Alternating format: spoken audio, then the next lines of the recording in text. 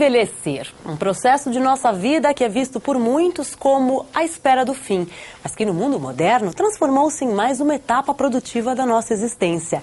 A figura do velho, que não se dá com as novidades do mundo e que insiste em não se atualizar, aos poucos vai sendo suplantada pela imagem de um ser humano pleno, ativo física e intelectualmente, dentro de outras limitações que não as da juventude. É sobre esse novo sentido do envelhecer que o Diversidade de hoje vai falar.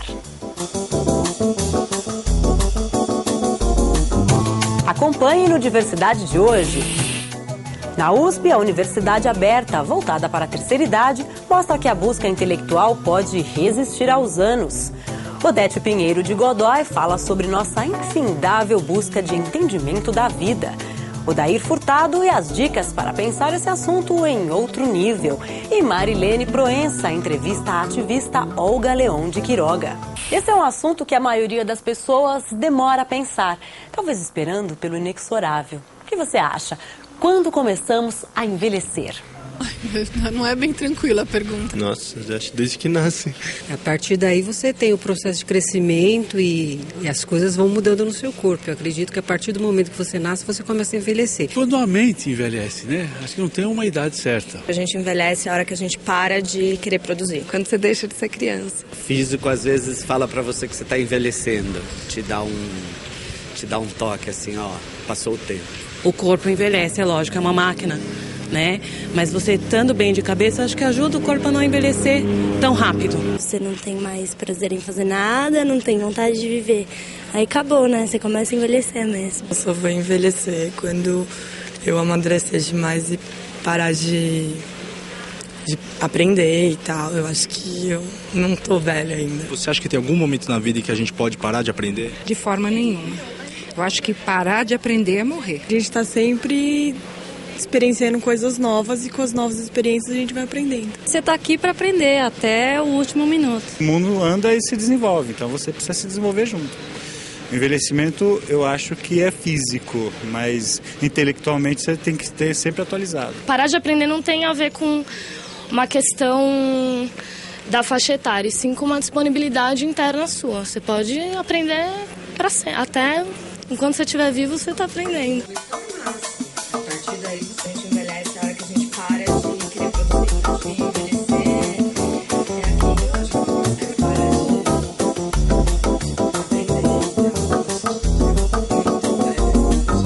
Está confundido aí o envelhecer com a velhice.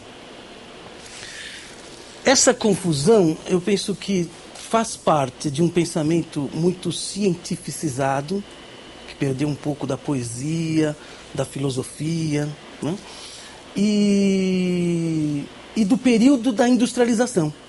É da nossa época, da época da tecnologia, que começa a negar a idade do velho, como um tempo de vida em que, em verdade, tudo ficou, acho que durante esse período da industrialização, tudo ganhou um aspecto de etapas de desenvolvimento ou de cronologia, né?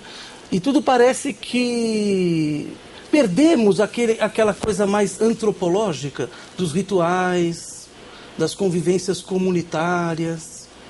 E aí o velho, nesse processo da industrialização, se tornou aquele que é o improdutivo, que se aposenta e está fora do processo de produção. E aí passa a ser excluído da nossa vida social.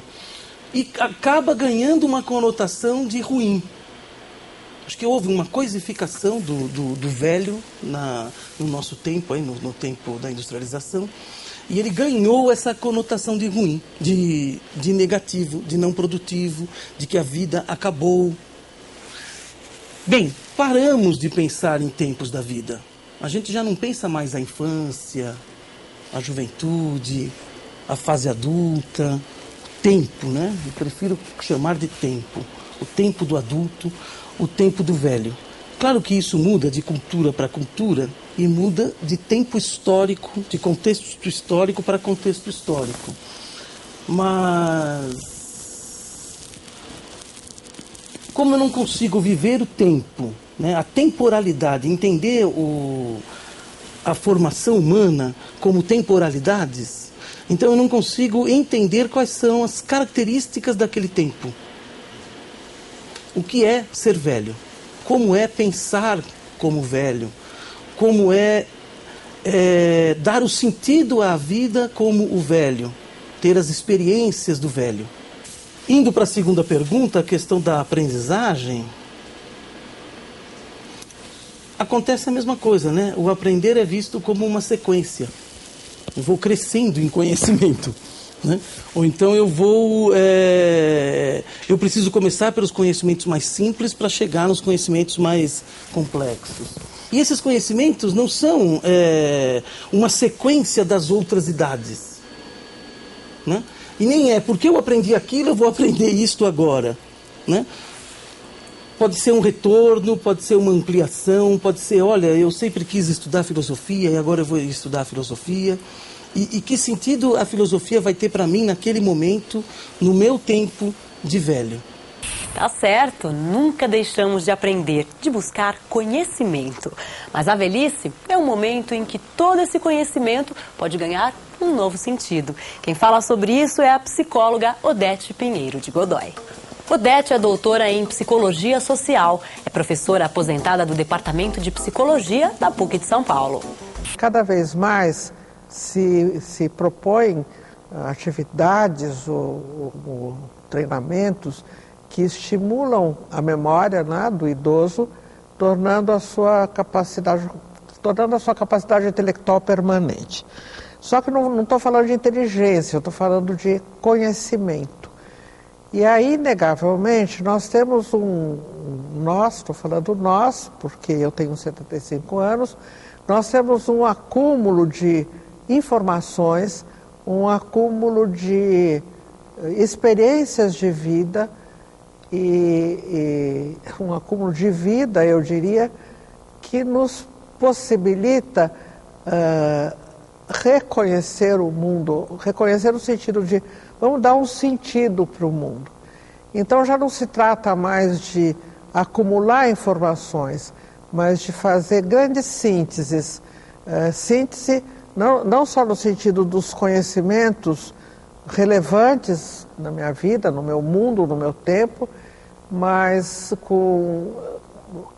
síntese com as emoções vividas por mim, síntese com as minhas diferentes momentos da minha vida, metas, tudo isso é ressignificado, te dando essa coisa que cada vez se estuda mais, sem se chegar a muita conclusão, que seria o que é essa sabedoria do idoso. É uma sabedoria que culturalmente é aceita, principalmente nas culturas orientais, mas que é mais do que aquela pessoa que dá conselhos. Eu acho que essa sabedoria é a possibilidade de você, juntando tudo aquilo que foi aprendido, você poder interpretar situações, né? E com uma liberdade maior, sem tantos compromissos. Então você já tem critérios para selecionar aqueles conhecimentos que foram adquiridos e dar a eles esse sentido novo e viver a vida como ela está se apresentando. Pensando aí nesse assunto, eu pensei por analogia, numa situação em que, porque esse mundo tal como ele é um desafio constante. Então eu penso que não existe limite para o conhecimento. Eu acho que você pode continuar conhecendo sem nenhum. Não é questão de acumular, não é questão de competir, mas é uma questão de dar valor àquilo que realmente tem valor e descartar o que não tem. E assim viver feliz. De uns tempos para cá, aumentou a procura de cursos universitários por pessoas mais velhas. É nesse cenário que a USP criou a Universidade Aberta à Terceira Idade. Para saber um pouco sobre isso, Diversidade foi conversar com dois lados dessa questão, professora e aluna. Confira. Com o aumento da população idosa, vem se reforçando a imagem da velhice que pratica exercícios físicos regulares, mantém suas atividades profissionais e desfruta do lazer e do consumo.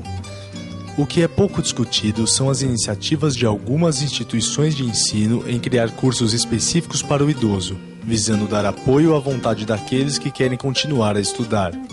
Neste contexto, a USP criou a Universidade Aberta à Terceira Idade, que tem como objetivo possibilitar ao idoso o aprofundamento em áreas de seu interesse, ao mesmo tempo em que troca experiências com os jovens.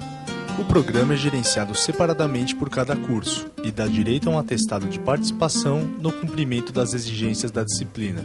Maria Júlia Kovacs é uma das responsáveis pelo ensino aos idosos no Departamento de Psicologia da USP, tanto em disciplinas exclusivas como em classes integradas com os jovens. Do meu ponto de vista, as pessoas se desenvolvem até o final da vida. Existe uma questão que é o exercício da própria vontade e da busca. E isso também está fazendo com que a sociedade mude a sua concepção sobre o envelhecimento e sobre a própria velhice. Essa aprendizagem, no caso das pessoas mais velhas, nem sempre está relacionado a um trabalho profissional. Muitas vezes está relacionado a um autoconhecimento, uma busca de desenvolvimento pessoal. Esses cursos da terceira idade, depende da maneira como são organizados e tal, eles satisfazem uma busca intelectual, mas também eles muitas vezes trabalham com conteúdos afetivos, com conteúdos da existência, então eles permitem uma reflexão da pessoa. A questão do envelhecimento, na psicologia, ela é ainda tratada de uma forma, eu diria, ainda muito pouco tratada. Eu acho que precisava ser mais tratada na graduação, com disciplinas, eu acho que mudou. Hoje já tem a disciplina de gerontologia, já se discute a questão do idoso em várias disciplinas, mas eu acho que isso deve ser ampliado. Eu conheço ainda professores que acham que não se deve discutir, por exemplo, a questão do envelhecimento na disciplina Psicologia do Desenvolvimento. Então eu acho que, por exemplo, essa é uma mudança importante. E a outra coisa que eu acho que a psicologia pode colaborar muito com os programas de terceira idade, em geral, nesse sentido de ser uma disciplina não só de conteúdos, etc., mas uma disciplina que permita a reflexão sobre a pessoa. Quer dizer, a pessoa de uma certa idade refletindo sobre a sua experiência à luz de determinadas teorias, conceitos da psicologia, mas baseado na experiência vivida. Eu vim para a universidade porque eu estava me sentindo assim muito fora sei lá, do contexto. Conversas com as minhas filhas, tem 2 filhas que são professoras. Elas conversavam comigo, era como se elas estivessem falando grego para mim. Eu não entendia. Todas as disciplinas que eu aprendi aqui foram bem importantes na minha vida, né? Mas eu gostei mais também sobre o envelhecimento mesmo, né? Quando eu vejo uma coisa assim, para mim é um desafio. Eu procuro me aprofundar o mais que eu posso. Não tem dificuldade, não. Eu acho que tem um pouco de diferença na idade, quer dizer, jovens que já nasceram com a internet, com o computador, com uma comunicação mais rápida e tal, e tem uma forma de aprendizagem, as pessoas mais velhas têm uma outra, foram acostumados de uma outra maneira. Mas isso não quer dizer que eu tenho que ficar persistindo numa maneira só. Então, claro, entra uma questão de idade e tal, mas entra também uma questão, acho que como a Zenaide falou, do próprio desafio que é para cada pessoa e que daí vai lidar com as suas armas ou vai pedir ajuda em certas coisas, por exemplo, na biblioteca ou com o computador e tal. E os jovens, por outro lado, eles muitas vezes pedem para que se conte a experiência, como foi naquele tempo e tal, que é uma parte também de reciclagem para eles. Vamos às nossas dicas. E sobre a velhice, inevitavelmente, os filmes que falam de Alzheimer. 2 filmes. O Longe Dela, um filme de 2007, que trata do assunto, é dirigido por Sarah Polley e é estrelado pela Julie Christie. E o outro é O Filho da Noiva, um filme bonitinho, bem interessante, um filme argentino de 2001, dirigido pelo Juan José Campanella e estrelado, entre outros, pelo Ricardo Darín. Esse Ricardo Darín todo mundo conhece, está fazendo muitos filmes argentinos e é um bom ator. Para fugir um pouco da morbidez, vamos falar de um assunto que é um assunto que interessa aos velhos, é a paixão aos 80 anos. E o filme é Elsa e Fred, um homem de 80 anos de idade, muito preocupado ali com o seu adoecimento, e conhece a vizinha, que é uma vizinha bem curiosa, todos vão gostar dela no filme, e daí nasce uma paixão. Vênus é um filme estrelado pelo Peter O'Toole, e lembra um pouquinho o Lolita, mas aí não se trata de um homem mais velho, e no caso ele é o sedutor. O filme é dirigido pelo Roger Mitchell. E por fim o Kurosawa, o cineasta, o grande cineasta japonês, um filme que é uma história comovente de um professor aposentado, um professor e escritor, e que é acompanhado ali pelos seus ex-alunos. Bem interessante o filme. Na literatura, nós temos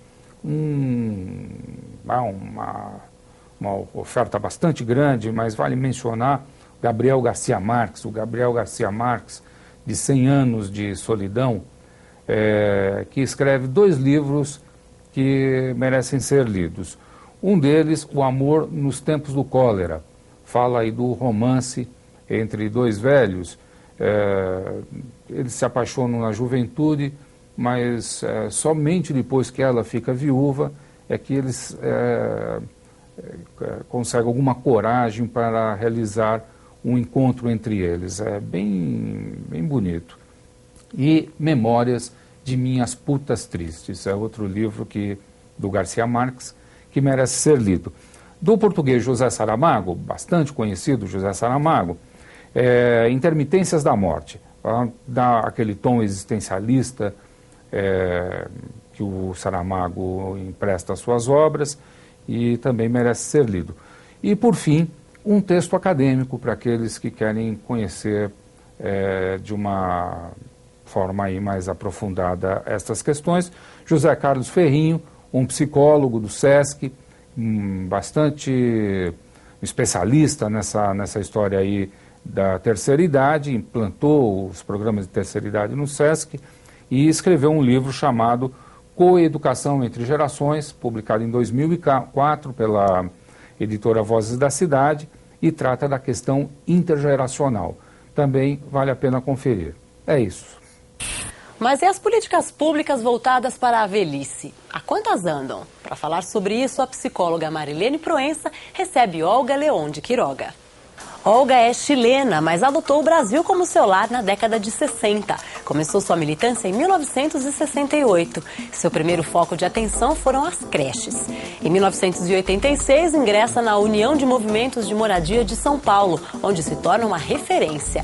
Em 1998, é eleita para o Conselho Municipal do Idoso e, com outros conselheiros, forma o GARNIC, Grupo de Articulação para a Moradia de Idosos da capital. É um exemplo claro de sua busca, a do idoso como protagonista de suas questões e não como mero objeto. Então, dona Olga, a senhora que é uma militante, né, de tanto tempo e em tantas frentes, a gente queria que a senhora contasse um pouco essa história. Como é que a senhora entrou na militância, o que a militância significa, o que ela traz aí de importante para você? Fiquei 4 anos no Conselho da Criança e Adolescente. E aí, o que acontecia? Embaixo, no primeiro andar, lá na Rua do Mercúrio, avenida, estavam os conselhos. Então, na parte de embaixo estava o do idoso, na parte de cima, da criança e adolescente. E aí, isso a mim me chocou muito. Né? Esse negócio do idoso tão abandonado. E já tinha mais idade, e eu falei assim, não, eu vou optar. Né? Eu acho que eu tenho que trabalhar mais para o idoso que para a criança. Né? Tem mais gente jovem, então eu fui para idoso. Né? Então eu fui primeiro, 99, 2001, conselheira para o idoso, e depois agora 2004, 2005, 2006, 2007, conselheira do idoso. Também fui a conselheira do orçamento participativo, né? Participei de vários conselhos, né? Porque qual era meu interesse? De saber mais, de entender mais, para poder ajudar aquele outro que estava para trás, né? Que sabia menos. Porque aqui, o que acontece? Muita gente não tem o direito porque não sabe que existe o direito. Ele tem o direito, está na lei, mas ele não sabe que existe. E também não sabe como chegar a ele. Então muita gente diz, mas século XXI, tem internet. Mas não é todo mundo que tem internet, né? Diz, existe jornal, revista. Quem ganha um salário mínimo, será que todos os dias pode comprar um jornal? Pode gostar de ler, mas não pode. Pode querer comprar uma revista, mas não pode comprar revista. Então são todas essas coisas que nós, que somos dos movimentos sociais, né? Porque eu acho que o movimento social enquadra tudo, né? E a União de Movimentos de Moradia, né? É uma instituição, é uma entidade, né? Que valoriza muito a gente, valoriza a gente como ser humano, né? Então se dá condições para a gente ir se preparando. Tem seminários, tem conferência, eles facilitam para nós participar, né? Porque a gente vai para uma conferência, depende de condução, depende de alimentação, tudo isso, né? E por intermédio da União a gente tem essa ajuda para a gente participar, para depois a gente trabalhar com o povo sendo, como disse, um agente transformador, que a gente vai trazer aquilo que aprendeu e passar para eles, né? Então aí eu aprendi muita coisa. Aí com o idoso também para mim foi uma coisa completamente diferente, uma coisa assim, porque vida, criança e adolescente, que tinha tanto recurso, que tinha tanta coisa, claro, muitas vezes, né, os recursos não são bem usados, bem empregados, né? Mas o idoso não tinha nada, recurso, não tinha nada. Você procurava, por exemplo, para idoso, precisava levar um idoso que estava doente para algum lugar, não tinha para onde levar. Recurso que você fala no sentido de ter alguma rede de apoio. De apoio, orçamento destinado a idoso. E aí nós fomos aprendendo, né, que a gente tinha que lutar se a gente queria conseguir alguma coisa. Muitas entidades estavam trabalhando, eu sei, por o idoso já. Eu participei de algumas discussões naquele Instituto Sapiense em relação a idoso, né? Depois no Sindicato dos Bancários, né? Discussões para montar as políticas públicas do idoso, do município, né? Aí depois a gente se basava na lei da criação do Conselho, da Luísa Erundina, de 1992, né? Trabalhava em cima disso, né? Da criação do Conselho, tudo. O Conselho tem um regimento interno. Só que o Conselho é um instrumento para a gente lutar tudo.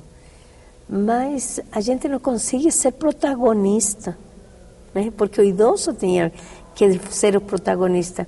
Eu achava assim que o idoso tinha que se unir, se juntar e eles falar para a autoridade o que realmente ele quer. Porque o estatuto é legal. Depois, né, em 2003, foi o presidente Lula, assinou o estatuto do idoso, que começou a funcionar do 1º de janeiro de 2004. Né? A gente teve avanço, não posso falar que não teve avanço, né? Mas tem muita coisa que não avançou. Saúde. Nós temos um maior problema. Os maiores problemas nossos são saúde e habitação. E quando a gente vai e olha assim, a habitação, não tem habitação para nós. O governo do estado tem um projeto de 2005, que está lá no Cambuci, 65 unidades. 65 unidades que concorreram 2.700 idosos, que foi um sorteio. E aí eu pergunto, habitação para idoso é sorte ou é direito? que isso que a senhora está colocando, né, de que, na verdade, quando a gente fala da questão do idoso, não é uma questão isolada, ela está dentro de todo um contexto social, não é? A questão da habitação, a questão da saúde, a questão da própria condição de vida, né, de atendimento desse idoso. E nesse sentido, o que a senhora considera que o Estatuto do Idoso tenha trazido de contribuição? Quer dizer, o que ele pôde realmente garantir para o idoso e o que ainda a gente vai precisar garantir através da luta social? Bom, o idoso, como já falei, o Estatuto foi um avanço muito grande para o idoso. Como quem disse, ganhou a loteria. Só que para a gente poder usar aquele ganho, a gente tem que saber trabalhar com o Estatuto, né? Primeiro, a gente tem que conhecer o Estatuto. Porque se a gente não conhece, a gente vai se deparar com situações assim na realidade, né? No cotidiano, que não, a vezes vão contra o Estatuto, né? E às vezes não é aquilo realmente. Por exemplo, casos, eu quando falo assim, coloquei os problemas que eu enxergo, as coisas que eu vejo cotidiano, né? Muitas pessoas dizem assim, não, tem que se fazer de tal modo que tem que ser todas gerações, intergeracional, criança, adolescente, jovem, adulto, tudo junto trabalhando com idosos. Aí quando a gente diz o Estatuto tem que ir para o currículo escolar, essa mulher é louca. Então, como nós vamos avançar na educação? Esse é um outro eixo, né, Dona Olga? Quer dizer, com a representação que o idoso tem na própria sociedade, né, que ainda é uma representação bastante negativa, né? Quer dizer, a gente precisaria recuperar essa visão. É que o problema da sociedade é que ele não enxerga, ele não consegue enxergar nós como nós somos e aceitar como nós somos. Diversidade fica por aqui. Espero você em nossa próxima edição. Até lá!